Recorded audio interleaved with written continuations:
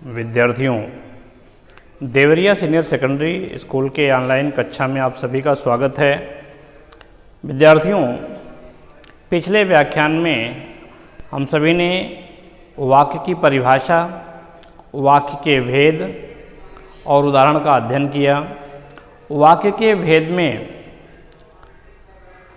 हमने पढ़ा कि अर्थ के आधार पर वाक्य के भेद और रचना के आधार पर वाक्य के भेद। अर्थ के आधार पर वाक्य के 8 भेद बताए गए और रचना के आधार पर वाक्य के 3 भेद, सरल वाक्य, संयुक्त वाक्य और मिश्रित वाक्य।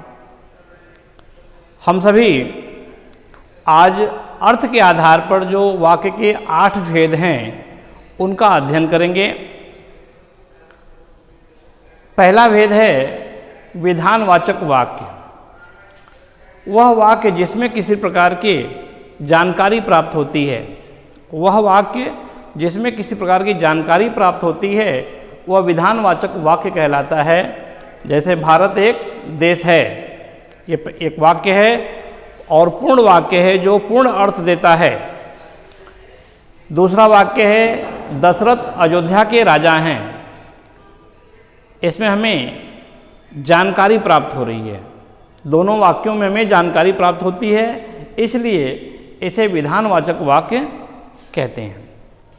दूसरा है निषेधवाचक वाक्य। निषेध शब्द का अर्थ है नकारात्मकता। निषेधवाचक वाक्य या नकारात्मक वाक्य जिन वाक्यों में कार्य के न होने का भाव हो या कार्य के न होने का बोध हो, उन्हें निषेधवाचक या नकारात्मक वाक्य कहते हैं।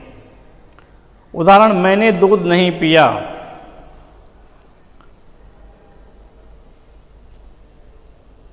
कल मैं विद्यालय नहीं गया। तो इन दोनों वाक्यों में कार्य के न होने का बोध हो रहा है, इसलिए ये दोनों वाक्य नकारात्मक या निषेधवाचक वाक्य कहे जाएंगे। तीसरा, अर्थ के आधार पर जो तीसरा भेद है प्रश्नवाचक वाक्य। वह वाक्य जिसके द्वारा किसी प्रकार का प्रश्न किया जाता है, वह वाक्य जिसके द्वारा किसी प्रकार का प्रश्न किया जाता है वह प्रश्नवाचक वाक्य कहलाता है। उदाहरण, राम के पिता कौन हैं? राम के पिता कौन हैं? इसमें कौन प्रश्नवाचक किया गया है, इसलिए यह वाक्य प्रश्नवाचक वाक्य है।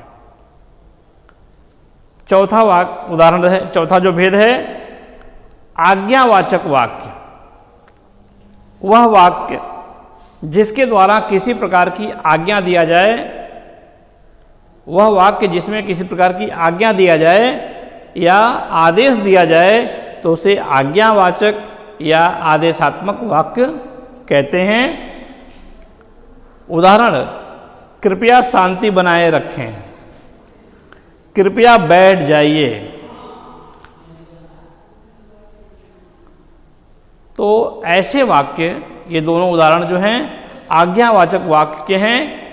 तो ऐसे वाक्य जिसमें आज्ञा दिया जाए या आदेश दिया जाए तो वो आज्ञावाचक वाक्य कहलाता है। विद्यार्थियों, अर्थ के आधार पर वाक्य के जो शेष 4 और भेद बचे हुए हैं, अगले व्याख्यान में उनकी परिभाषा और उनके उदाहरण प्रस्तुत किया जाएगा। धन्यवाद।